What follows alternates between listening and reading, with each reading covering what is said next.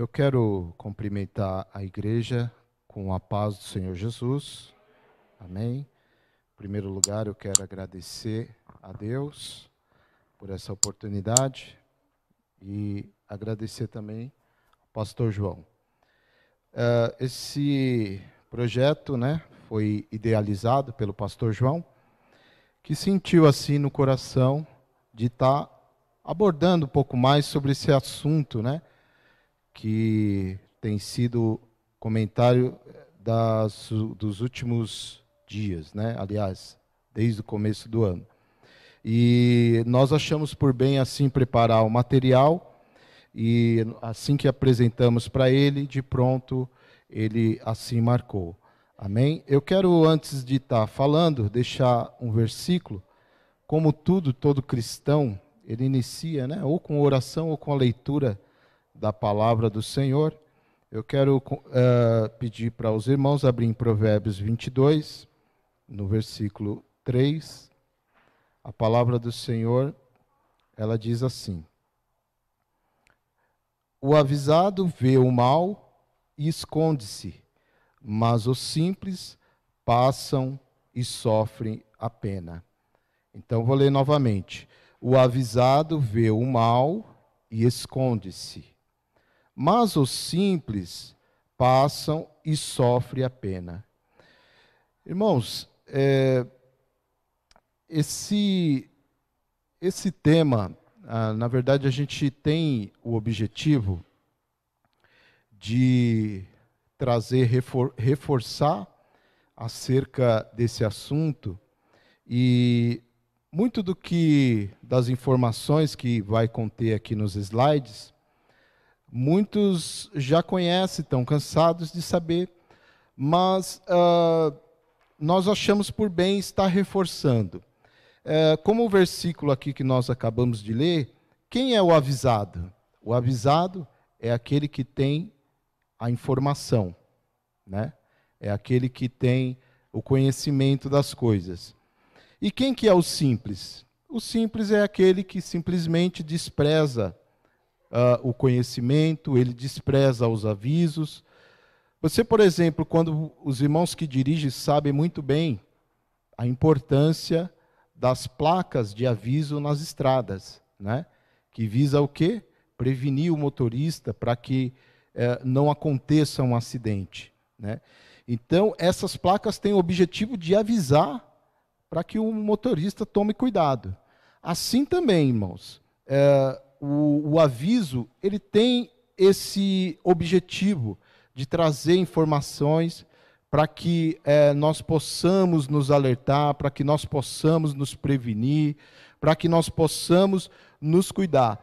Então, aqui, o avisado, ele vê o mal e se esconde. Por quê? Porque ele sabe que há um risco ali, E o simples não, ele simplesmente passa e ele sofre a consequência do seu erro. Então, a gente tem esse objetivo de trazer, reforçar, na verdade, as informações que os irmãos já sabem. Peço um pouco de paciência dos irmãos.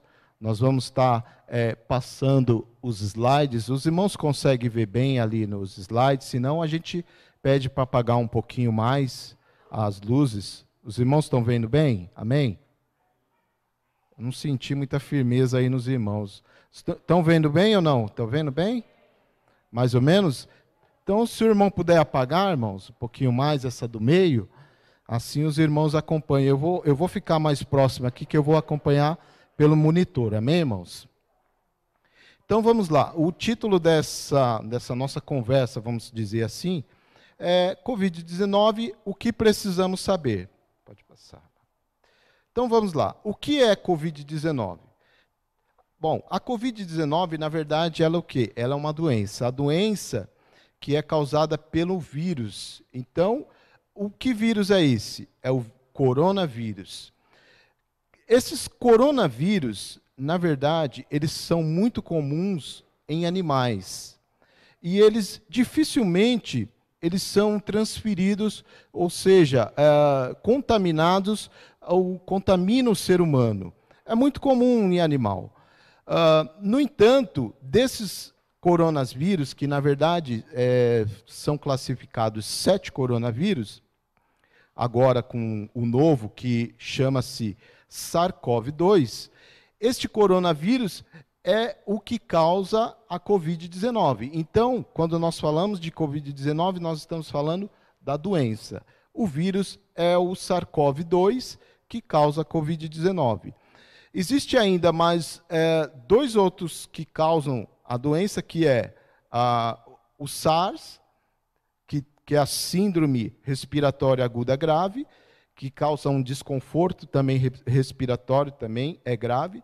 E também tem a MERS, que é a síndrome respiratória do Oriente Médio, que esse é mais grave ainda, porém a transmissão é mais difícil, né? Digamos assim. Esses 3 apenas coronavírus que causam a doença em humanos. Um pouquinho, então, da história do Covid-19. Em dezembro de 2019, na cidade de Wuhan, na China, em um mercado de animais vivos, foi identificado uma pneumonia que estava atingindo a população. Então, foi assim que foi descoberto a Covid-19. Na China, na cidade de Wuhan, um surto de pneumonia começou a atingir aquela região. E foi atendido por um médico chinês que ele observou isso, que, aliás, isso é um princípio da ciência, de observar a frequência das enfermidades. Quando ela está com frequência maior, então acende um alerta. Foi o que aconteceu com esse médico chinês chamado Li, que ele observou que havia uma pneumonia que estava fora do normal. E ele começou a investigar e denunciou que estava havendo uma doença nova. E essa doença, ela ocorreu no mercado de animais vivos. Como nós falamos que os coronavírus... Amém, irmão?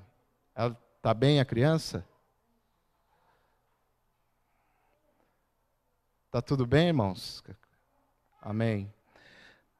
Então, amém, irmãos. Voltamos aqui. Como nós dissemos que o coronavírus ele é muito comum em animais, então nesse mercado se comercializava o quê? Animais vivos. Então há uma probabilidade que esse coronavírus, esse SARS-CoV-2, ele tenha se originalizado do morcego. Então ali naquela região eles já têm esses costumes, né? Esses costumes de comer esses animais exóticos. E ali, o que aconteceu? Aconteceu que há a probabilidade de que esse vírus tenha sido transmitido por morcegos, né? E esta pneumonia, essa doença estava atingindo principalmente o pulmão. O significado, então, o que significa Covid-19? O CO significa corona, que é uma característica do vírus, né? Volta um pouquinho o slide, irmão. Se nós observar, voltar. O começo. Se nós observar aqui, ó, você observa que o vírus ele tem essas coroazinhas. Então ele tem um aspecto de coroa. Por isso que é chamado de corona, que quer dizer coroa. Pulando. O V de vírus mesmo, volta um pouquinho. O D de doença e o 19, que foi o ano que foi descoberta a doença. Em 11 de março de 2020, a OMS, que é a Organização Mundial de Saúde, decretou pandemia do novo coronavírus. O que isso quer dizer, irmãos? Uma epidemia, geralmente, ela acontece um surto local. É um aumento da doença além do comum, além do normal. É um surto que evolui para uma epidemia numa determinada região ou determinadas regiões. Que isso é uma epidemia. Ela fica limitada a um local ou a um país. Mas quando se fala de pandemia, isso quer dizer que já passou do controle, ou seja, de apenas uma região ou um país. Já atingiu todo o planeta, né? Ou seja, as outras nações. Pode pular. Como se propaga, então, este vírus e esta doença. Pode pular. O Covid ele é altamente transmissível, irmãos. Ele é altamente transmissível. E ele transmite de pessoa para pessoa. O Centro de Controle de Prevenção de Doença, ele diz que 1,5 metro de distância ainda há risco de contaminação. Então, irmãos, por isso a importância que nós temos do isolamento social, né, do afastamento das pessoas, de manter a 1,5 metro a 2 metros. Você vê que esse centro de controle, eles confirmaram que até 1,5 metro você consegue passar esse vírus, passar essa doença, contaminar. E como ela se propaga, então? Ela se propaga através das gotículas da pessoa infectada. Então, conforme a pessoa ela vai falando, ela vai expelindo gotículas que contamina as outras pessoas. Então esse vírus, ele se propaga como? Ele se propaga de forma por aerossol. Aerossol quer dizer o seguinte, conforme é gerado digamos assim, aquela fumaça da inalação, da respiração, ele fica como partículas no ar, né? Ele, na verdade, quando é de gotícula, a gotícula é um pouco mais pesada, ela cai. Mas na forma de aerossol, ela fica no ar.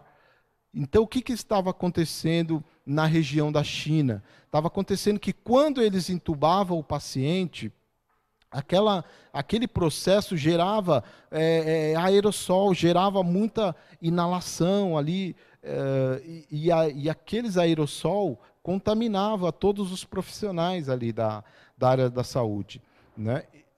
Através do espirro e da tosse também. Então, é transmitido principalmente através da saliva. Objetos contaminados, por exemplo, a pessoa está contaminada e conforme ela leva a mão na boca, ela leva a mão nos objetos, outras pessoas que pegam aquele objeto também pode estar levando o vírus. Então, a pessoa que pegou naquele objeto, que levou a mão na sua boca, no seu nariz ou no seu olho, ela também está se contaminando. Foi o que aconteceu na Alemanha, onde uma pessoa de uma fábrica, apenas uma pessoa, ela estava contaminada e apenas no passar do saleiro para outra pessoa, aquele vírus se disseminou em toda a Alemanha. Mas o que aconteceu? Eles identificaram rapidamente o foco e ali isolaram as pessoas infectadas, né? Porque o isolamento social faz com que mantenha um afastamento seguro e que a pessoa não seja transmitida, né? Pode pular, irmão. Quais são os sintomas, então, da Covid-19? Ele pode produzir desde sintoma nenhum, a pessoa ela pode ficar o que nós chamamos de assintomático, ela não desenvolve nenhum sintomas, ela pode desenvolver sintomas gripal, sintomas de gripe, e ela pode também desenvolver o caso mais grave da doença, e até o caso pior, que é evoluir para o óbito. Então, nós temos aqui um exemplo de alguns sintomas, que é febre, que é a coriza, que é aquele corrimento nasal, a dor no corpo, a dor de garganta.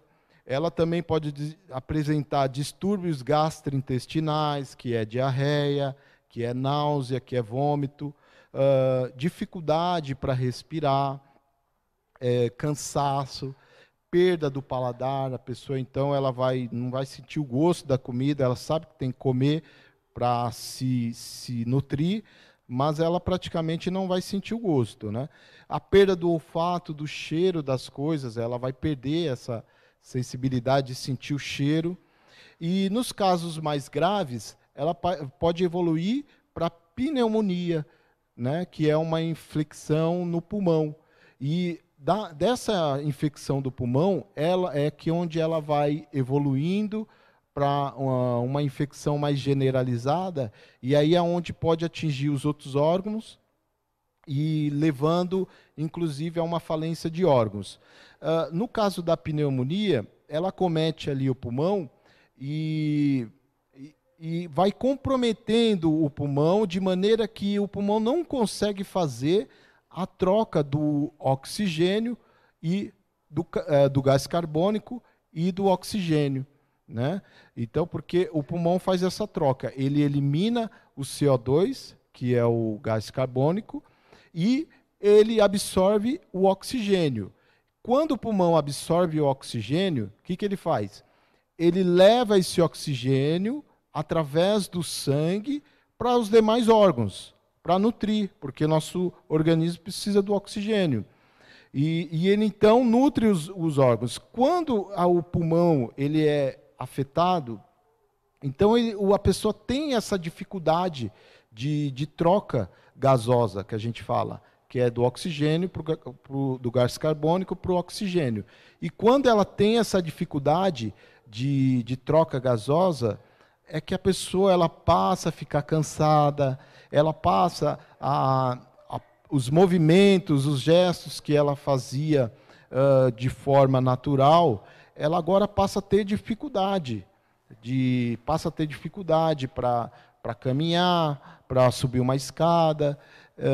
Então a pessoa ela tem essa dificuldade. Se essa inflamação, esse processo infeccioso, ele não consegue ser contido, ele não consegue, o organismo da pessoa não consegue ali combater, aí o que vai acontecendo? Vai afetando os demais órgãos, podendo até levar à morte. Bom, o diagnóstico ele é feito exclusivamente pelo médico, né? Tem o diagnóstico clínico, que o médico, pelos sinais e sintomas, ele já fala o que é. Tem o diagnóstico clínico epidemiológico, além dos sinais e sintomas, ele avalia se a pessoa, pessoa infectada, ou melhor, se a pessoa teve algum contato com a pessoa infectada. Então, por exemplo, de repente, você teve algum contato próximo com alguém que foi ou para a Itália, ou teve doente, e você já começa a desenvolver algum sinal. Então, isso já acende um alerta, né? Isso já acende um alerta para você procurar um médico ou um serviço de saúde, né? O diagnóstico clínico e imagem.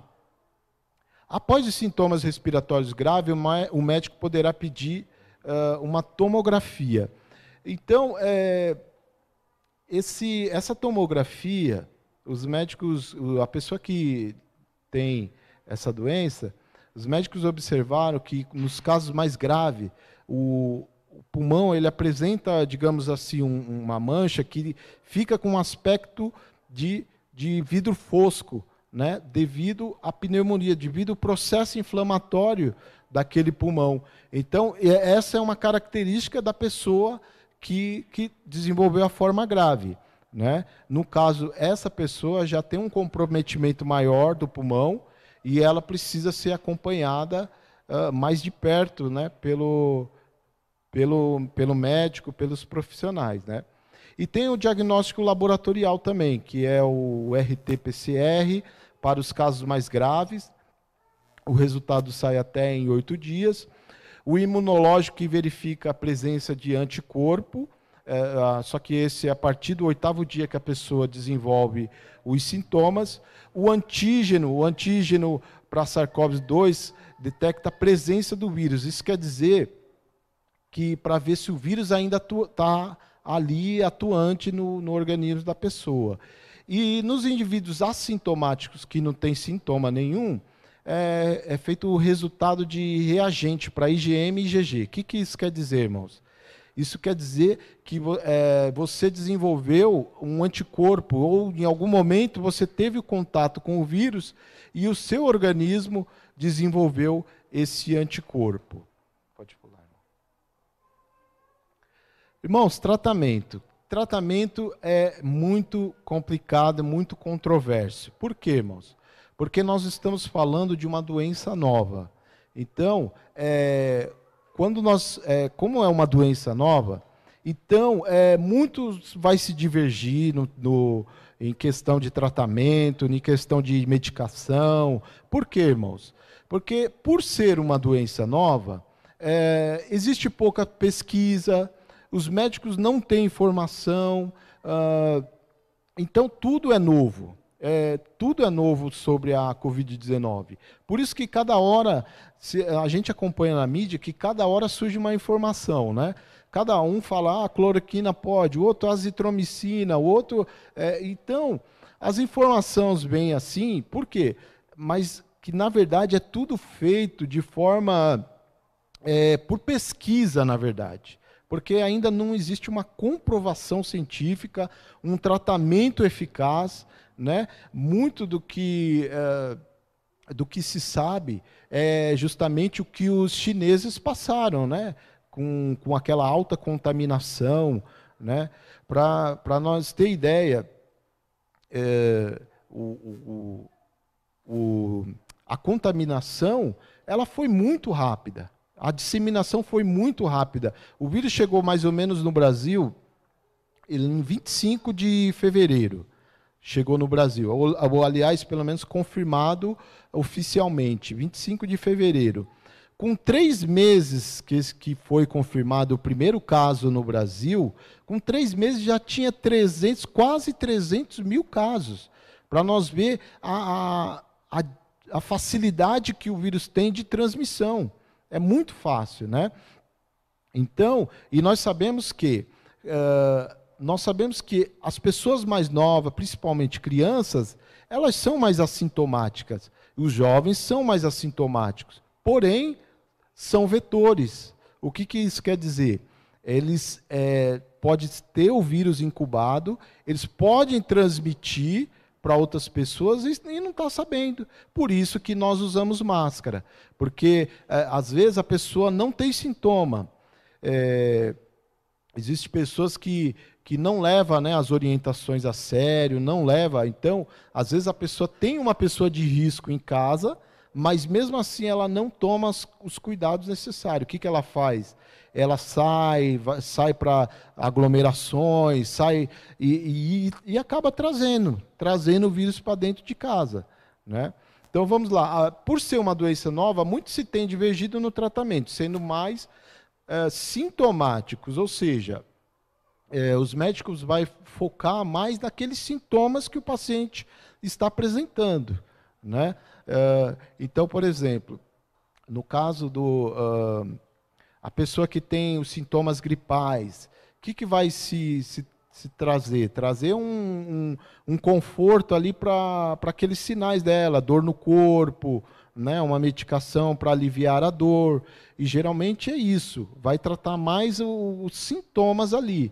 Se ela evolui para uma forma mais grave, aí sim é indicado a internação. Uma saturação abaixo, por exemplo, se ela tiver em ar ambiente, tiver assim, sem oxigênio, uma saturação de 93 já pode procurar um serviço de saúde, né? Então, porque a nossa saturação, desculpa, a saturação é a quantidade de oxigênio que está circulando ali no nosso sangue. E essa quantidade, quando a gente verifica naquele aparelhinho que você coloca o dedo, que ele dá o número, ela tem que estar acima de 95, né? Acima de 95. Se está 93 e você está em ar ambiente, já pode procurar um serviço de saúde, né? Alguns estudos negam a eficácia da cloroquina, outros confirmam, sendo usada a critério médico. Então, irmãos, o tratamento geralmente vai ficar a critério médico. O médico também vai, de comum acordo com o paciente, vai ali apresentar as melhores formas para esse tratamento e com aceitação ou não do paciente, né? Existem 2 vacinas em testes avançados, uma no Brasil, outra na Inglaterra, que é aquela de Oxford, e a do Brasil é aquela da China, né, a Coronavac. O que acontece, irmão? Na verdade, existem mais vacinas aí, né? Só que essas 2 são as que seguiram rigorosamente os passos, rigorosamente os protocolos científicos, e estão na última fase, que é a fase 3, que é onde é feito várias aplicações em vários indivíduos. E depois ele escolhe o resultado, ou seja, eles pegam 2 grupos, um grupo eles aplicam mesmo a vacina, o outro grupo eles aplicam, na verdade, um placebo, que a gente fala, né? Que eles aplicam a vacina, mas não tem o vírus ali. Como a vacina, irmãos, ela contém o vírus, só que o vírus ele é inativado. Ele já não consegue mais produzir aquelas toxinas que ele causa doença. Então, a vacina ela é segura, se porventura chegar nos postos de saúde é porque já passou nos testes. Então, a vacina ela tem esse vírus que é inativado de forma química e quando ele é injetado no corpo, o nosso próprio organismo tem os anticorpos, né? Eles vão ali combater aquele vírus que é inativado, é inofensivo, ele não consegue causar doença. Então, ele, conforme o nosso organismo vai combater, ele combate ali aquele vírus e nesse combater, ele produz o que nós chamamos de uma memória, né? Então você fica, ou como alguns preferem, com anticorpo, né? Você fica com uma memória. Então o seu corpo desenvolve, né? Quando você se contamina novamente, o que acontece? O seu corpo já tem a memória. Ele fala, não, eu já conheço esse vírus, né? Eu já tive um contato com ele, eu sei como agir, eu sei como bloquear ele. Então, ali o seu próprio organismo vai e combate ele, né? Então, isso é o que a vacina ela causa no nosso organismo. Então, esse é o melhor tratamento para as doenças virais, é o melhor tratamento que a vacina, que também é preventivo, né? Preventivo. O uso de anticoagulantes ele é usado, mas é usado mais no ambiente hospitalar. Né? O anticoagulante é aquele que previne trombose, né? Forma aqueles coágulos no sangue e acaba obstruindo algum órgão do corpo. Pelo paciente estar muito tempo deitado, acamado, ele pode desenvolver isso. Então, eles usam para evitar essas tromboses, né? Então, vamos lá. Estou com Covid-19, e agora? A irmã foi lá no médico, fez o exame, e aí constou lá positivo. Irmãos, em primeiro lugar, fique calmo, irmãos. Não há motivo para se desesperar. Por quê?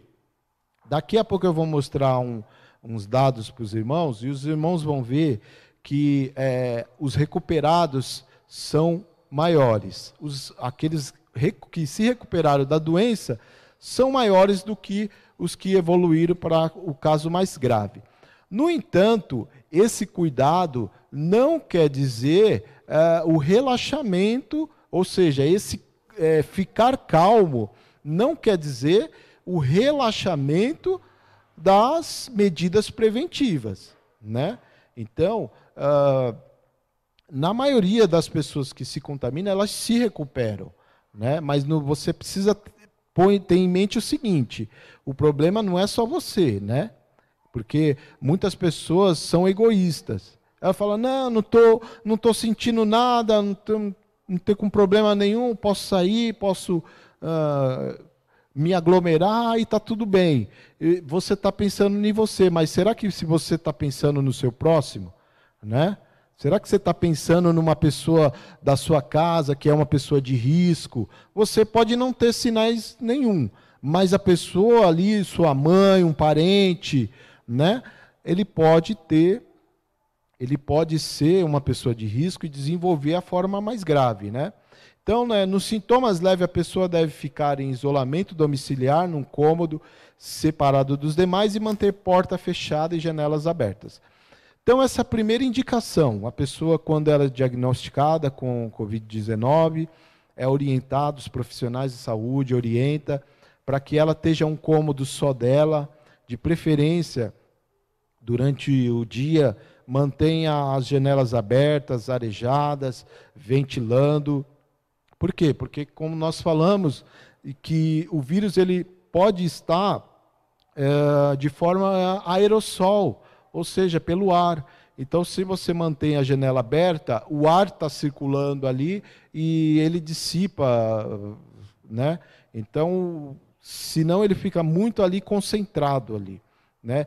Inclusive, eu vi um caso que aconteceu de um coral que estava se ensaiando num ambiente fechado e quase todo aquele coral se contaminou. Por quê? Porque até então eles não tinham essa noção da transmissão por aerossol, né? Então, quando eles estavam naquele ambiente fechado, o ar circulando ali dentro mesmo, o que que aconteceu? Quase o coral inteiro se contaminou, né?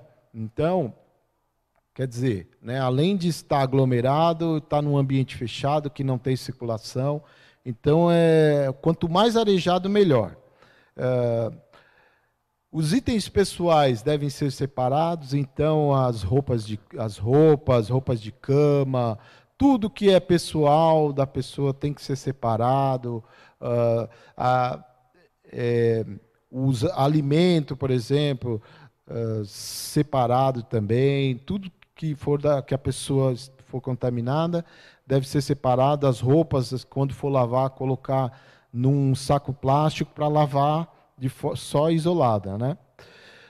O banheiro, higienizar o banheiro com álcool 70, quando a pessoa usar, sempre quando ela sair desse ambiente fechado, desse cômodo fechado, ela deve sair com máscara, né, para evitar contaminar também os dali daquela casa, e evitar sair, né, desse ambiente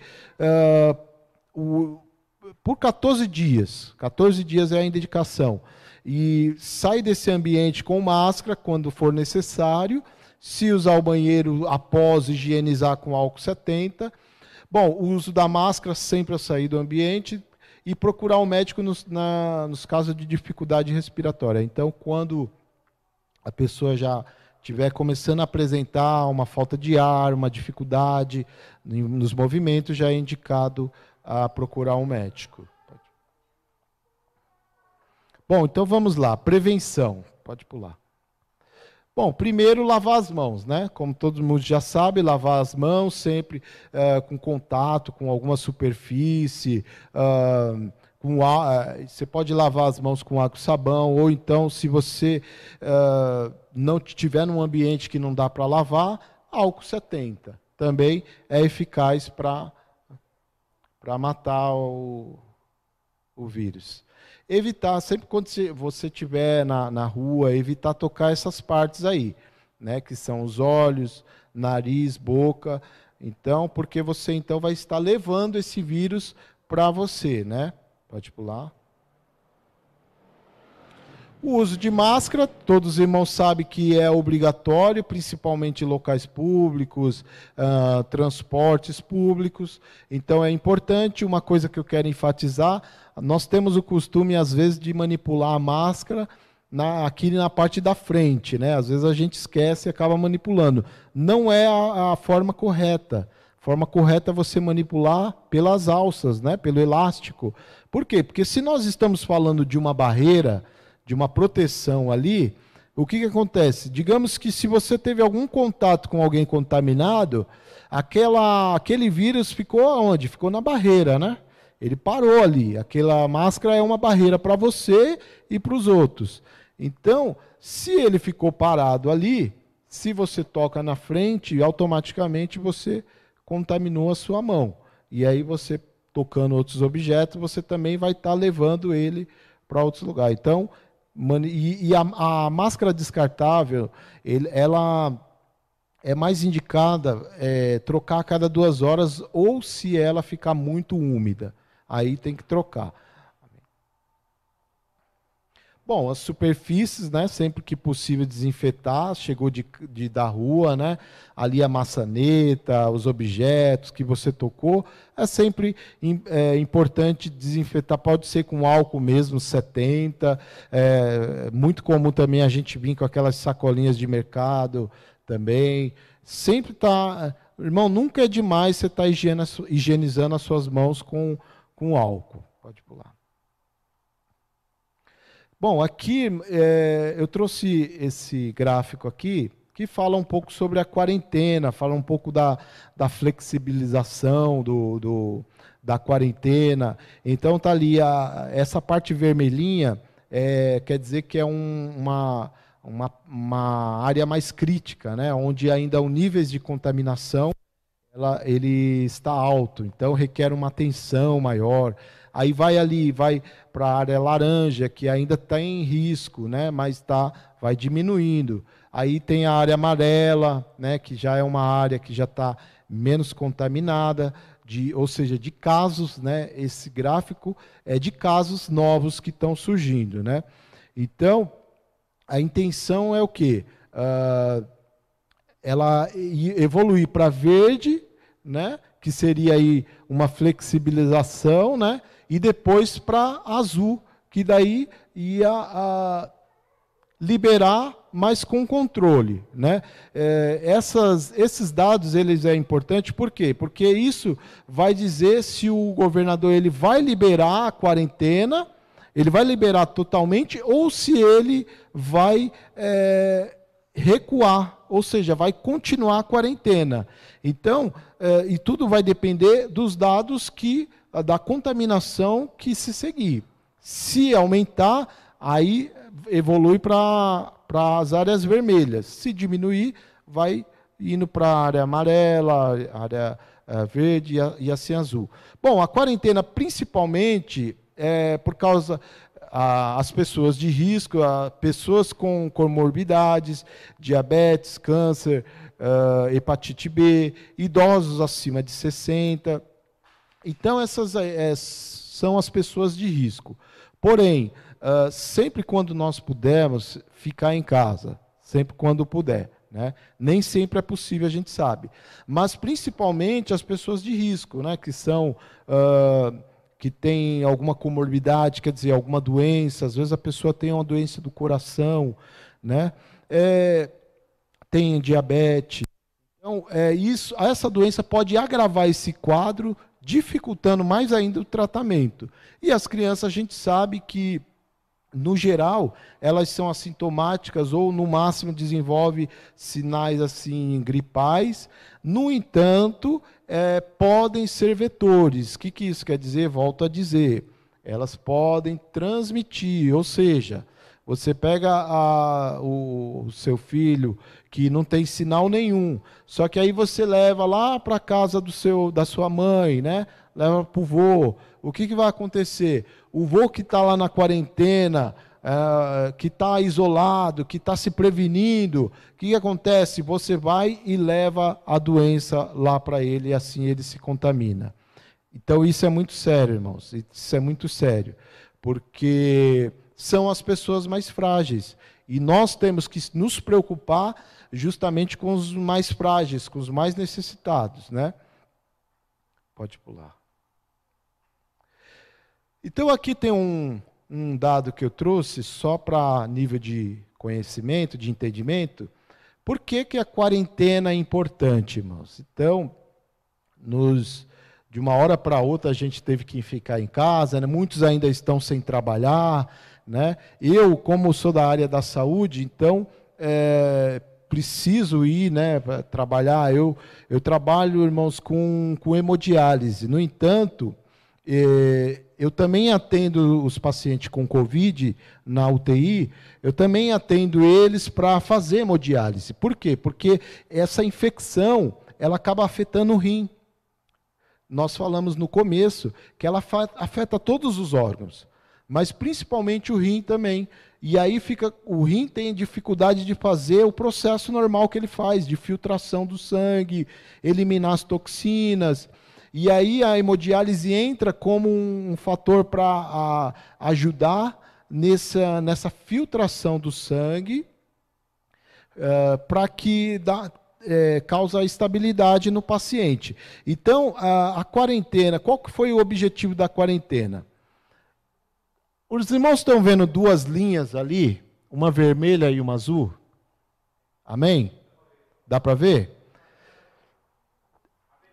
Isso. Tem uma linha vermelha que faz um pico lá em cima, certo? E tem uma linha azul que faz um traçado mais retinho. Ela tem uma onda, mas faz retinho, certo? Os irmãos estão vendo ali um pontilhado? Um pontilhado? Estão vendo? Amém.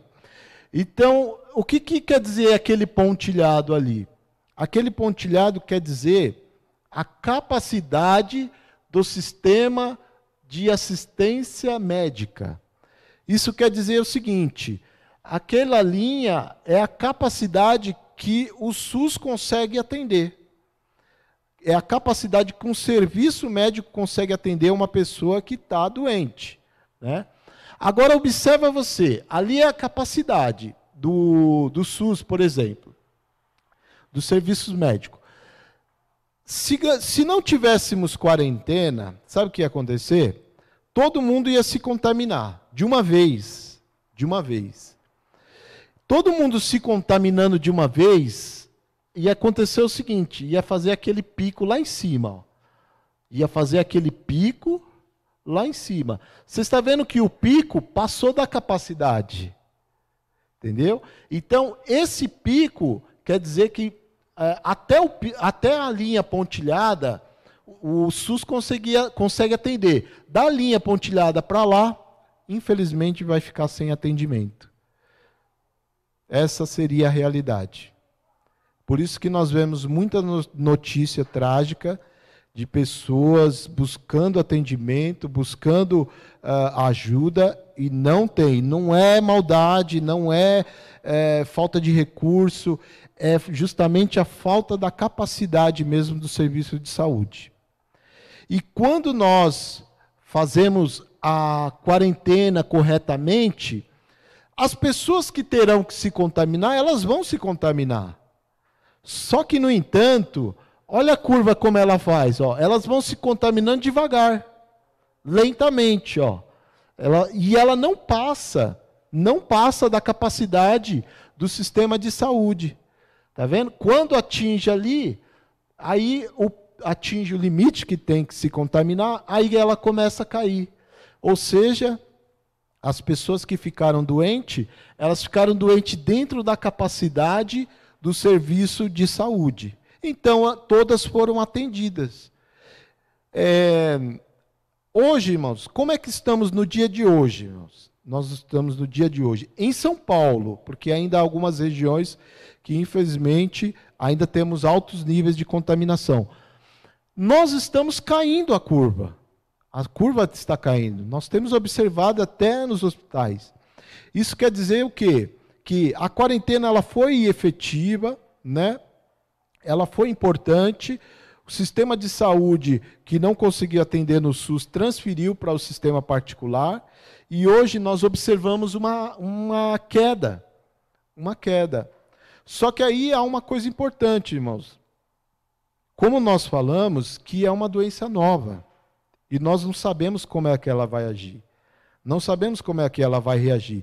Então, de repente, ela pode ter outro surto, de contaminação. As pessoas que criaram imunidade, pode ser que elas se contaminam. Não estou dizendo que vai se contaminar. Mas pode ser, nós não sabemos. Por isso que é importante manter a quarentena, manter os cuidados, manter as prevenções, para que a linha se mantenha. A linha se mantenha e não ultrapasse a linha pontilhada. E todo o sistema de saúde consiga atender a todos. Então, esse é o objetivo da quarentena. Aqui, irmãos, eu tirei esse print do site do Ministério da Saúde, que mostra alguns dados de como nós estamos, né? Nós vemos aqui, ó, o número de casos confirmados. No total de números confirmados, 2.859.073 casos. No Brasil só, hein, irmãos? Não é no mundo, não. No Brasil é muito. Só que se você observar, olha o tanto de casos que se recuperaram. 2.020.637. É muito caso recuperado, né? É muita gente que se recuperou. No entanto, olha o número de óbitos. 97 mil, quase 100 mil óbitos no Brasil. É muito também, irmãos, né? Muita gente perdeu um ente querido, né? Então, pode pular. Então é isso, irmãos. Então vamos nos cuidar e vamos nos prevenir. Amém, irmãos? Então Deus abençoe os irmãos. Agradeço ao pastor a oportunidade.